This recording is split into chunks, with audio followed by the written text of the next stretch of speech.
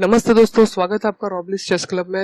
तो दोस्तों मैं एक टूर्नामेंट कवर करने वाला हूँ जो है ज़ुरिच कैंडिडेट्स, जो 1953 में खेला गया था, जिसको ज़ुरिच इंटरनेशनल चेस टूर्नामेंट भी कहा जाता है। और ज़ुरिच एक सिटी का नाम है जो स्विट्जरलैंड में है।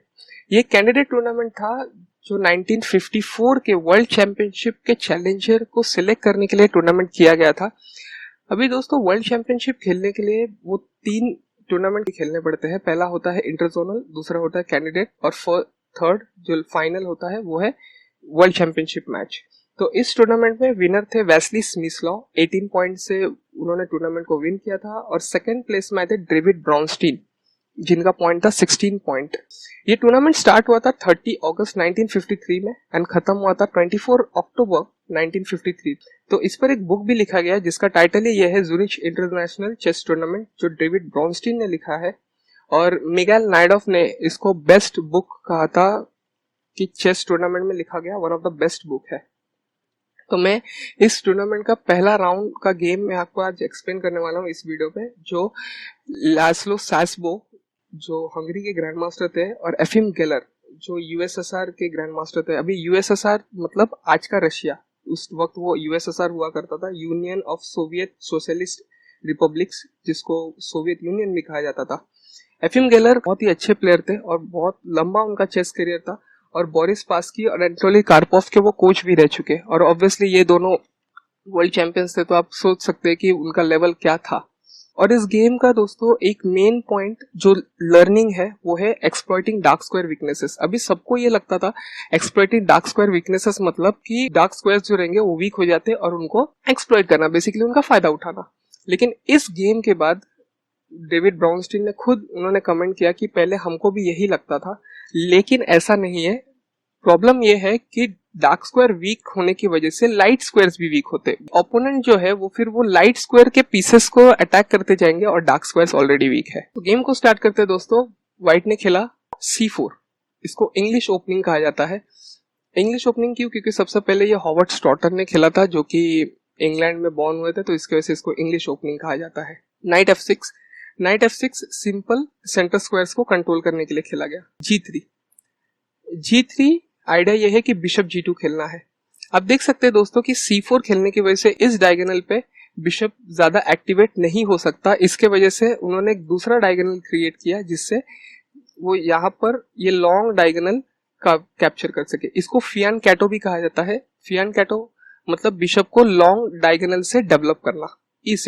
E6 का आइडिया यह है कि डार्क स्क्वायर का बिशप जो है वो एक्टिवेट हो सकता है और नेक्स्ट मूव D5 खेल सकते हैं। अभी D5 का आइडिया ये है कि ये जो डायगोनल है ये डायगोनल ब्लॉक हो जाएगा, उसके बाद B6 और बिशप A6 खेल सकते हैं लाइट स्क्वायर के बिशप को डेवलप करने के लिए। Bishop G2, D5, D4। अभी इस मूव के बाद ये ओपनिंग जो है वो ट्रांसपोज हो चुका है, मतलब दूसरे ओपनिंग में ये चला गया है। इसको कहते हैं कैटलान opening. कैटलान opening 50s, 60s, 70s, 80s में बहुत पॉपुलर हुआ करता था, लेकिन अभी कोई इतना ज्यादा खेलता नहीं है क्योंकि ब्लैक नए नए थियरीज के साथ ब्लैक को पता है कि क्या करना है और पोजीशन इजीली इक्वलाइज हो जाता है। व्हाइट को ज्यादा एडवांटेज मिलने के चांसेस नहीं रहते यहाँ पर। अभी बहुतों को यहाँ पर लगेगा कि C6 D5 कैप्चर क्यों नहीं किया। आप देख सकते हैं कि E6 पे पाउन है तो ये बिशप एक्टिवेट नहीं हो सकता, बिशप मूव नहीं हो सकता क्योंकि E6 का पाउन उसे स्टॉप कर रहा है। लेकिन C takes D5 और E takes D5 के बाद अभी आप देख सकते हैं कि जो लाइट स्क्वायर का जो बिशप है ये ओपन हो चुका है और फिर C6 खेलकर इस लाइट स्क्वायर के बिशप को ब्लैक बंद कर देगा। सो इसके वजह से उन्होंने खेला D4, C takes D4। अभी इस कैप्चर के बाद आप देख सकते हैं कि ये लाइट स्क्वायर का बिशप जो है वो ओपन हो गया, मगर लाइट स्क्वायर का बिशप ब्लैक का वो अभी तक बंद ही है। Queen F4 check, knight BD7। अभी नाइट BD7 क्यों कहा मैंने? क्योंकि दोस्तों दोनों ही नाइट D7 पर आ रहे हैं। अगर मैं बोलूं कि नाइट D7, प्रॉब्लम ये होगा कि कौन सा वाला नाइट खेला, ये कंफ्यूजन क्रिएट होगा। तो इसके वजह से नाइट जो B फाइल पर है उसको खेला गया D7 पर, तो night BD7। Night F3 development और सिंपल कैसलिंग की तरफ मूव हो रहे हैं। A6। अभी आप एरो से आप समझ चुके रहेंगे कि A6 का आइडिया यह है कि ब्लैक को अभी B5 खेलना है और ये C4 का जो पॉन है ये डिफेंड हो जाएगा यहाँ पर। सो इसके लिए क्वीन टेक C4, अपना जो पॉन उन्होंने लॉस किया था उन्होंने रिकवर कर लिया। B5 क्वीन पर अटैक। यहाँ पर नॉर्मल मूव ये है कि क्वीन C2, लेकिन यहाँ पर एक स्टनिंग मूव खेला गया, वो है क्वीन C6। क्वीन C6 का आइडिया ये है कि पहले तो A8 के रुक को अटैक है, तो रुक को भी मूव करना पड़ेगा। रुक मूव होने के बाद डार्क स्क्वायर के बिशप को वो एक्सचेंज कर देंगे। इसके वजह से ये जो स्क्वायर्स है, ये सारे स्क्वायर्स वीक हो जाएंगे। तो यही उनका आइडिया है। रुक B8, force move, bishop F4। अभी बिशप F4 से आप देख सकते हैं कि क्वीन और बिशप से C7 के पाउन पर अटैक है। नाइट D5, बिशप पर अटैक भी है और C7 के पाउन को डिफेंड भी कर लिया उन्होंने। बिशप G5, क्वीन पर attack, bishop E7, bishop takes E7, queen takes E7। और आप देख सकते हैं कि व्हाइट ने जो प्लान किया था वो प्लान में वो कामयाब हो गए हैं। अभी ये जो डार्क स्क्वायर्स है, ये सारे डार्क स्क्वायर्स वीक हो चुके क्वीन साइड के, और यहाँ पर उन्होंने खेला कैसलिंग। अभी ऐसा लगेगा कि आपको दोस्तों कि अगर E4 खेला तो फिर ये D5 का जो नाइट है उसको मूव होना पड़ेगा एंड C7 का पाउन फ्री में मिलेगा, लेकिन ऐसा नहीं है।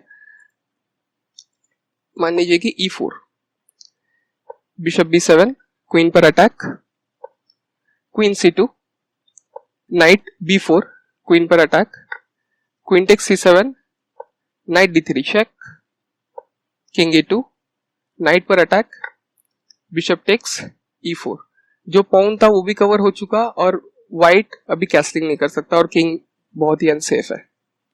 तो इसके वजह से उन्होंने खेला कैसल, बिशप B7, क्वीन पर अटैक, क्वीन C2, C5। अभी आप एरो से आप देख सकते हैं कि C5 क्यों खेला गया है। अभी C7 का जो पाउन है ये बैकवर्ड पाउन है। बैकवर्ड पाउन मतलब कि बेसिकली जो पाउन पीछे रह चुका है। अब जब भी पीछे रह गया है तो ऑब्वियसली व्हाइट उस पर अटैक करेगा, तो इसके वजह से उन्होंने सोचा कि मैं इस पाउन को मैं एक्सचेंज कर देता हूँ, और ये जो B8 का जो रुक है कुछ कर नहीं रहा है, तो फिर C8 के आने की वजह से ये C5 पर कंट्रोल करेगा। इसकी वजह से C5, D टेक्स C5, ये फोर्थ मूव था व्हाइट के लिए, क्योंकि अगर व्हाइट D टेक्स C5 नहीं खेलेंगे तो फिर ब्लैक C टेक्स D4 खेल लेंगे, और फिर सिंपल उनको अपना C5 ओपन करना है। तो वही एक मूव है जो बेस्ट मूव है obviously. D takes C5, knight takes C5, rook C1। रुक C1 की वजह से C5 के नाइट पर प्रेशर है। रुक C8, नाइट उन्होंने डिफेंड कर लिया, और अभी ब्लैक की तरफ से डिस्कवर्ड अटैक का थ्रेट है, तो इसके वजह से नाइट C3, नाइट F6। ये पहला इनएक्यूरेसी था इस गेम में। इनएक्यूरेसी क्यों? क्योंकि दोस्तों आप देख सकते हैं कि नाइट जब D5 पर था ये सेंट्रलाइज्ड पीस था, मतलब नाइट सेंटर पे था, तो ऑब्वियसली कोई भी पीस जब सेंटर में होता है तो उसका जो अटैकिंग स्क्वायर्स होते हैं वो ज्यादा होते हैं। और F6 पे आने के बाद नाइट कर क्या रहा है, तो यहाँ पर बेस्ट मूव था नाइट B6 खेलना। नाइट B6 का आइडिया यह है कि इन फ्यूचर नाइट C4 पर आ सके, और अगर व्हाइट ने अगर B3 खेलकर नाइट को हटाया वहां से, तो फिर ये जो फाइल है ये वीक हो जाएगा फिर से। और अगर यहाँ पर B4 खेल दिया तो फिर ब्लैक नाइट के लिए C4 पर कंप्लीटली एक बेस्ट आउटपोस्ट बन जाएगा। मगर उन्होंने खेला नाइट F6, B4। ये व्हाइट की तरफ से इनएक्यूरेट मूव हो चुका।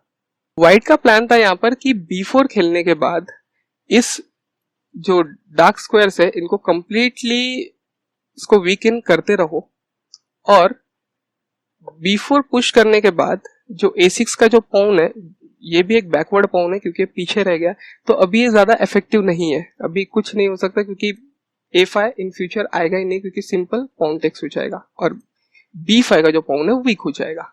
मगर यहाँ पर एक बेस्ट मूव था जो था knight takes B5, A takes B5, B4, knight पर अटैक, नाइट CE4। अभी नाइट CE4 क्यों? क्योंकि दोनों ही नाइट E4 पर आ रहे थे, इसके लिए मैंने स्पेसिफाई किया कि कौन सा नाइट E4 पर आया है। Queen takes C8 check, bishop takes C8, rook takes C8 check, king D7, rook takes H8, queen takes B4, रुक D1 चेक। अभी किंग कहीं पे भी मूव करेंगे, फॉर एग्जांपल किंग E7 देख लेते हैं। तो इस पोजीशन पे व्हाइट स्लाइटली प्लस है क्योंकि दो माइनर पीसेस 5 पाउंड्स और 5 पाउंड्स। ब्लैक के पास एक क्वीन है, लेकिन उसके ऑपोजिट में व्हाइट के पास 2 रुक्स है, और रुक्स ज्यादातर पावरफुल रहते हैं एज कम्पेयर टू क्वीन। इसके वजह से ये मूव उन्हें खेलना चाहिए था, मगर ठीक है। B4, night A4। अभी नाइट टेक्स वो खेल नहीं सकते क्योंकि पिन है, रुक टेक्स C2 हो जाएगा। इसके वजह से queen B3, knight takes C3, rook takes C3, rook takes C3, queen takes C3, castle. तो इतने एक्सचेंजेस क्यों किया है ब्लैक ने? क्योंकि ब्लैक का पोजीशन स्लाइटली वर्स हो चुका था, और जब भी आपको लगे कि पोजीशन थोड़ा सा खराब हो गया है या फिर व्हाइट को स्लाइटली प्लस है, मतलब बेसिकली ओपोनेंट को, तो पीसेस एक्सचेंज कर दीजिए, क्योंकि जैसे ही पीसेस एक्सचेंज होते जाएंगे जो स्ट्रेंथ है पोजीशन का वो कम हो जाएगा। इसके वजह से रुक C1, रुक D8। अभी आपको लगेगा कि रुक D8 क्यों खेला, उससे बेटर मूव था कि रुक C8 खेले, लेकिन ये ब्लंडर है, क्योंकि queen takes C8 check, bishop takes C8, rook takes C8। अभी क्वीन खेल नहीं सकते। Knight E8, knight E5। अभी थ्रेट ये है कि बिशप C6 आ रहा है, सो F6 हो ही खेल ही नहीं सकते, क्योंकि bishop C6, game over. Pawn takes knight, rook takes knight check, queen takes, bishop takes. बस एक पीस अप है, कंप्लीटली विनिंग है व्हाइट। तो यहां पर फोर्थ मूव है G6, bishop C6, queen takes B4, bishop E8, queen B1 check, king G2, queen E4 check, knight F3। और फिर से आप देख सकते हैं कि एक क्वीन है और क्वीन के ऑपोजिट में रुक, बिशप और एक नाइट है, तो क्वीन का पॉइंट 9, और यहाँ पर 5, 3 और 3 6, तो हो गया 11। तो ऑब्वियसली पोजीशन फिर से विनिंग है व्हाइट के लिए। तो इसके वजह से उन्होंने खेला रुक D8, व्हाइट ने खेला A3। अभी A3 का आइडिया यह है कि सिंपल B4 के पॉइंट को डिफेंड करो और क्वीन अभी मूव हो सकती है, अदरवाइज अगर क्वीन ने कहीं पर भी मूव किया तो हो सकता है कि B4 का पॉइंट चला जाए। Night D5।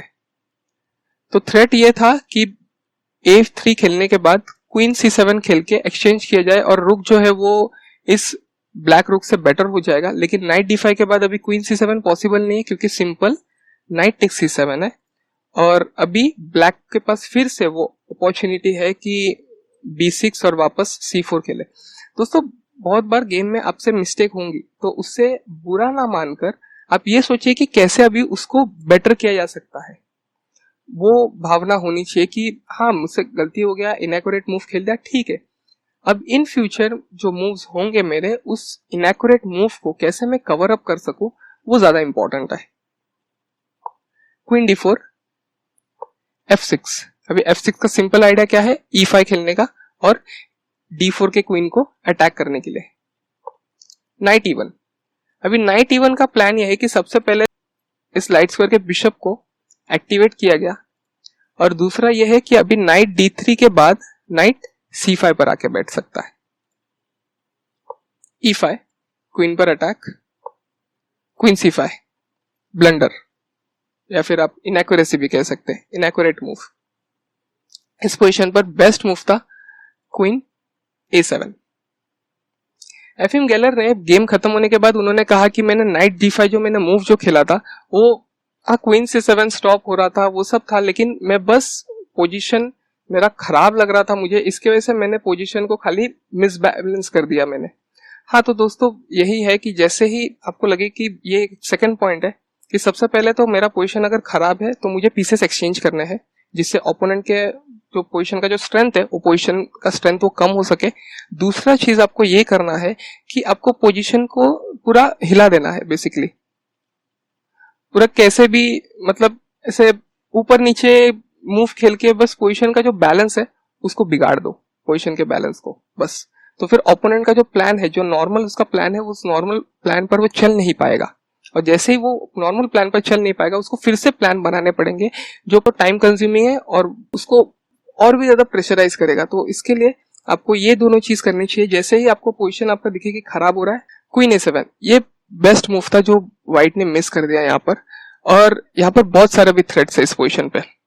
सबसे पहला, रुक A8 खेलकर यहां से रिमूव नहीं किया जा सकता क्वीन को, क्योंकि सिंपल बिशप टेक्स D5। अभी बिशप टेक्स D5 नहीं खेल सकते क्योंकि queen takes queen free. King F8, queen takes B7, और सिंपल दो माइनर पीस अप है, एक बिशप जो D5 पर है और एक नाइट जो E1 पर है। रुक D7 भी नहीं खेल सकते। रुक D7 से होगा queen takes B7, rook takes B7, bishop takes D5 check. अभी फोर्स मूव है कि क्वीन E6 और फिर बिशप टेक्स E6, फिर से दो माइनर पीस चले गए। क्यों? क्योंकि अगर क्वीन F7 खेला तो फिर रुक C8 चेक मेट, और अगर किंग F8 खेला रुक C8 चेक फिर से, तो फिर से क्वीन नीचे ही खेलना पड़ेगा, एक ही ऑप्शन है। तो rook takes queen, king takes and bishop takes B7, फिर से दो माइनर पीस अप और व्हाइट विनिंग है यहाँ पर। और यहाँ पर एक और मूव है जो है E4। अभी E4 के बाद एक मूव व्हाइट ये खेल सकते हैं कि bishop takes E4, queen takes E4, queen takes B7, और ये पोजीशन अनक्लियर है पोजीशन कि किसको प्लस है किसको माइनस है, ये बता नहीं सकते। लेकिन E4 के बाद बेस्ट मूव है बिशप H3। अभी E4 का आइडिया क्या है कि सिंपल G2 का जो बिशप है उसके डायगोनल को बंद करना। तो इसके वजह से जो डायगोनल बंद है उसके लिए लड़ने से अच्छा है कि H3 खेल के दूसरे डायगोनल पे कवर कर लो। और सबसे इंपॉर्टेंट पॉइंट क्वीन A7 के मूव का, कि जिस डार्क स्क्वायर स्ट्रेटेजी पे, वीक डार्क स्क्वायर स्ट्रेटेजी पे व्हाइट खेल रहे हैं उसी प्लान को कंटिन्यू रखने का। मगर क्वीन A5 के बाद simple queen takes, pawn takes, जब क्वीन क्वीन एक्सचेंज ही हो गया, अभी डार्क स्क्वायर वीकनेसेस को व्हाइट कवर अप नहीं कर सकता, क्योंकि सबसे पहले तो उसके पास डार्क स्क्वायर का बिशप नहीं है और क्वीन नहीं है जो उस डायगोनल को पकड़ेगा। इस पोजीशन पर रुक टेक्स C5 एक मात्र एक मूव था जो व्हाइट को खेलना चाहिए था अपने पोजीशन को बचाने के लिए, लेकिन बी टेक्स के बाद वो भी चला गया। अभी व्हाइट को ये लग रहा था कि अभी सिंपल इस D5 के नाइट पर प्रेशर है क्योंकि G2 के बिशप की वजह से, और अभी मैं फिर C6 C7 और फिर पोजीशन पे और भी ज्यादा प्रेशर आएगा। लेकिन एफएम गेलर ने यहाँ पे बहुत ही अच्छा मैनूवर उन्होंने फाइंड आउट किया। मैनूवर मतलब होता है कि सीरीज ऑफ मूव एक ही पीस का, जिसके वजह से पोजीशन बेटर होता जाता है। तो अब इन फ्यूचर आप देखेंगे कि रुक D7, रुक E7 और रुक C7। तो यहां पर सबसे पहले उन्होंने खेला बिशप C6, जो पाउन मूव था उनको स्टॉप किया उन्होंने। रुक D1, अभी थ्रेट ये है E4 का, क्योंकि D8 का जो रुक है वो पिन हो चुका है। रुक D7, बिशप से अभी डिफेंड किया रुक को। बिशप H3, D7 के रुक पर अटैक है। रुक E7, नाइट C2। आइडिया क्या है? नाइट E3 और उसको प्रेशराइज करने का, मगर वो एक्सचेंज नहीं करेंगे। नाइट C3 के बाद, नाइट E3 के बाद वो नाइट C3 भी खेल सकते हैं, लेकिन नाइट E3 का नॉर्मल आइडिया है। A5, अभी A5 क्यों खेला? सबसे पहले उनको नाइट B4 जो था वो स्टॉप करना था। नाइट E3 पर तो आ रहा है लेकिन अभी नहीं खेलेंगे क्योंकि नाइट टेक्स एक्सचेंज होके उनका पाउन स्ट्रक्चर खराब हो जाएगा व्हाइट का, तो अभी नहीं है। लेकिन नाइट B4 जो है वो इमीडिएटली आ रहा है, इसके वजह से A5, बिशप G2। आप फिर से देख सकते हैं कि नाइट पर प्रेशराइज किया गया। अभी नाइट पर डबल अटैक है, सिंपल एक रुक और बिशप का, और डिफेंडर सिर्फ एक ही है C6 का बिशप। रुक D7, बिशप H3, रुक E7, किंग F1। परपेचुअल करते करते वो रह गए, और यहाँ पर फाइनल उनके पास एक ही ऑप्शन था कि वो परपेचुअल मूव खेलते रहे और ये पोजीशन ड्रॉ हो जाए। ये एक साइकोलॉजिकल एक चीज है कि ऐसा लग रहा है व्हाइट को कि मैं विनिंग हुई इस पोजीशन में, तो फिर मैं क्यों ड्रॉ के लिए जाऊं, लेकिन ऐसा नहीं है। इस पोजीशन पर व्हाइट नहीं बल्कि ब्लैक विनिंग है। King F7, king E1। Final move था कि यहाँ पर बिशप G2 खेल के एक परपेचुअल का चांस वो ले सकते हैं, लेकिन वो भी चला गया है। रुक C7, अभी ये C5 के पॉन को वो डिफेंड नहीं कर सकते। रुक D3, बिशप B7, अटैक है सिंपल। नाइट E3, रुक take C5, night F5। Night F5 का आइडिया यह है कि D6 पर 4 का आ रहा है, डबल अटैक है यहाँ पर। नाइट D6 चेक और B7 का बिशप गया। बिशप C6 बचाया, night D6 check, king F8, bishop G2, G6। G6 बहुत ही मस्त मूव है इस पोजीशन में कि नाइट F5 अभी व्हाइट नहीं खेल सकता, और जब अभी D6 के नाइट पर अटैक आएगा तो एक फोर्स मूव है जो है नाइट E4, जिससे ये G2 का बिशप फिर से बंद हो जाएगा। King D2, king E7, D6 के नाइट पर अटैक, नाइट E4, रुक C4, F3, F5, नाइट पर अटैक, नाइट F2। तो दोस्तों आप इस पोजीशन पर आप देख सकते हैं कि व्हाइट का बस अब ये रुक ही अच्छा दिख रहा है, बाकी F2 का नाइट, G2 का बिशप सब बंद हो चुके हैं। रुक A4, night D1, E4, rook पर attack, F takes E4, E takes F4। अभी बिशप टेक्स नहीं खेल सकते क्योंकि रुक का सपोर्ट है E4 के पाउन को। रुक B3, रुक D4 check, king C1, B4। Simple pound यहां पर मेजॉरिटी में है, तो अगर पाउन एक्सचेंज भी किया तो पास पाउन बन रहा है, जिसकी वजह से उन्होंने B4 खेला। Night E3 exchange offer, night C3 exchange नहीं करना है क्योंकि नाइट C3 के बाद E3 के कंपैरिजन में C3 का नाइट बहुत ज्यादा स्ट्रांग है। B takes, knight takes E2 check, वो बचा ही नहीं सकते थे E2 का pound.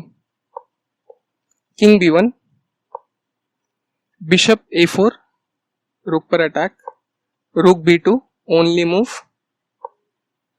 Night C3 check, king C1, A takes B4, rook D2, रुक एक्सचेंज के लिए ऑफर किया, rook takes, king takes, king D6। अभी सिंपल बस कुछ मूव्स की जरूरत है और ब्लैक इस पोजीशन में विनिंग है, और एक बहुत अच्छे से उन्होंने फिनिश भी किया गेम को। नाइट G4, नाइट G4 का आइडिया यह है कि F6 के खेलने के बाद H7 पे प्रेशर, उन्होंने उसको कंप्लीटली इग्नोर ही कर दिया। उनको मालूम है कि वो विनिंग है, तो बस अभी ये जो पास पाउन है, इस पास पाउन को उनको आगे पुश करना है। तो ब्लैक ने खेला किंग C5। अभी नेक्स्ट मूव है कि यहाँ पर पुश, तो C3 का जो नाइट है वो डिफेंड हो जाएगा, फिर B3 इधर भी आ सकते हैं, और D4 के बाद पाउन E3 भी खेल सकते हैं। H4, king D4, H5, pound takes, night E3। अभी आपको लगेगा कि पाउन व्हाइट ने क्यों दिया, तो दोस्तों आप देख सकते हैं कि यहाँ पर ये जो पाउंस थे वो स्ट्रॉन्ग थे, लेकिन H5 पाउन टेक्स के बाद अब ये दोनों ही पाउंस एक फाइल पर आ चुके हैं। इसके वजह से पाउन पुश के बाद पाउन टेक्स और फिर H7 का पाउन फिर भी कुछ कर नहीं सकता। Knight B1 check, king E2, bishop B5 check, king F2, B3। Simple pass pawn हो रहा है, तो यहां पर व्हाइट ने रिजाइन कर दिया। तो ये था गेम दोस्तों, फर्स्ट राउंड का first game, so Szabo versus Geller.